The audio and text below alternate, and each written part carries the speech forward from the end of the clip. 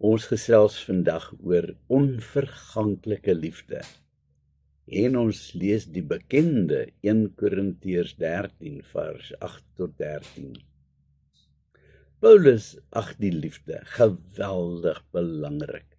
In 1 Korintiërs 13 lees ons sy aangrypende lied oor die liefde. Dis die grootste van al die gawes en dit kan alles bedek. Nou besing Paulus ook die absolute onverganklikheid van die liefde. Dit sal tot in alle ewigheid bestaan, selfs nadat al die ander gawes al in die niet verdwyn het. Maar daar is 'n probleempie. Ek en jy is steeds verganklike mense wat aardsgebonde is. Ons is nie perfek nie, en ons het maar ons swakhede ook. Ons kennis is so verskriklik beperk, dat selfs die hoogsgeleerde professor nog steeds maar net 'n ou klein gedeeltetjie ken. Dis uiters frustrerend, want daar is so baie vrae, waarvoor ek nie 'n klinkklare antwoord het nie. So dikwels vra mense my kwelvrae, en dan moet ek soms ook maar net my skouers ophaal en sê, jammer, ek weet ook nie. Paulus vergelyk ons kennis met 'n spieël. Het jy al op 'n koue wintersoggend in 'n badkamer probeer skeer of grimering aan sit, terwyl die spieël bly toewasem?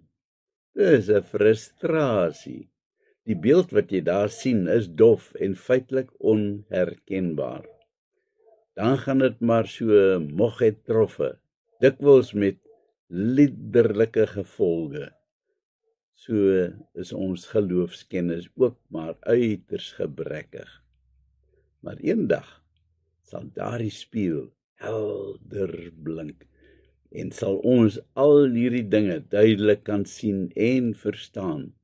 Dan sal dit in elk geval ook nie eens meer saak maak nie, want dan sal ons die Here van aangesig tot aangesig sien, en dan sal alles volledig wees.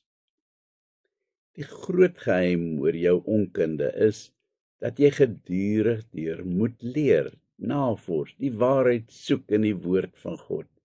Jy moet dus daardie spieël probeer blink poleer. Paulus vergelyk ons met kinders wat moet opgroei. As ons maar net tevrede is met die ou bietjie wat ons geleer het as kinders, dan word ons geloofslewe 'n stagnante moeras. Dan sal ons ook nooit werklik weet hoe om daardie liefde wat Paulus so hoog aanskryf, behoorlik uit te leef nie.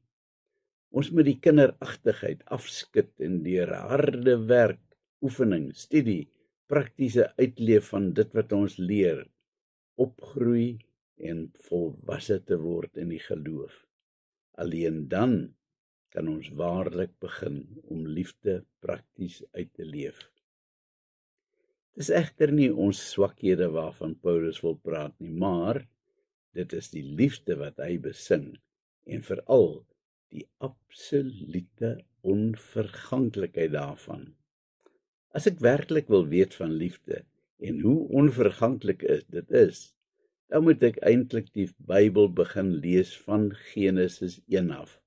Die talle en talle uitreike van liefde van die Here, wat deur die geskiedenisboeke van die Ou Testament aangeteken is, begin vir ons 'n prentjie vorm van hoe ver sy liefde strek. Dit begin by Adam en Eva. Hy wou vir hulle 'n vriend wees, selfs saam met hulle in die tuin gewandel. Hulle het hom verraai. Sulke liderlike verraad kan eintlik die doodstraf verdien. Maar God se genade is so groot, dat hy hulle steeds in liefde spaar. Dan gee hy selfs vir hulle nog beloftes ook. Deur die duisende bladsye van die Ou Testament lees ons die name van mense aan wie hy liefde bewys het. Name soos Noag, Abraham, Isak, selfs Jakob die bedrieër. So groot is sy liefde dat hy vir Jakob na al sy bedrog steeds die vader gemaak het van die volk Israel. Vir Moses, die moordenaar, het hy in liefde geroep om die grootste leier van alle tye te word. Hy het vir Moses en sy opstandige, murmurerende, afvallige volk in liefde geneem deur die onherbergsame woestyn tot by die beloofde land.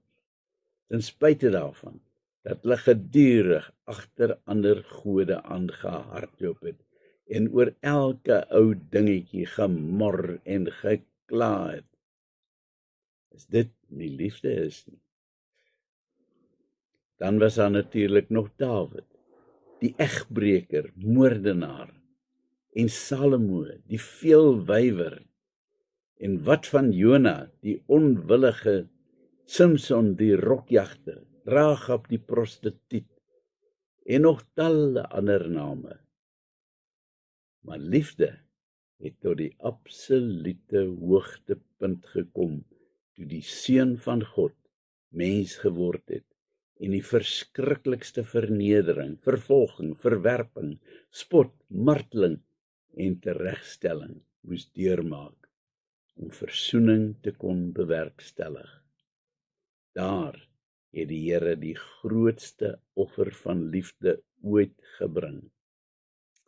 Maar dit was maar net die begin, want hierdie liefde strek van daar tot in die onmeetlike ewigheid, want eers na die volëinding van die wêreld sal ons kan ervaar wat ware liefde is en sal ons dit ook kan uitleef.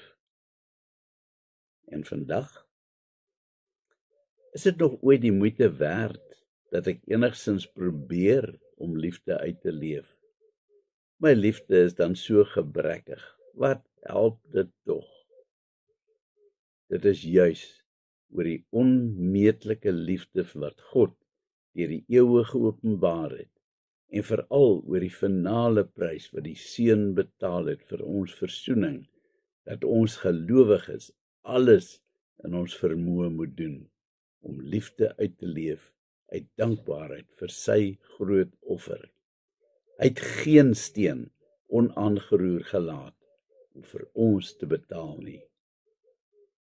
Nou is dit ons beurt om die grootste gawe van almal terug te ploeg in die wingerd van God. Amen. Kom ons bid. O Here, my liefde is so gebrekkig. Help my asseblief om dit ten volle uit te leef en op hierdie manier vir U dankie te sê vir wat U alles vir my gedoen het. Amen.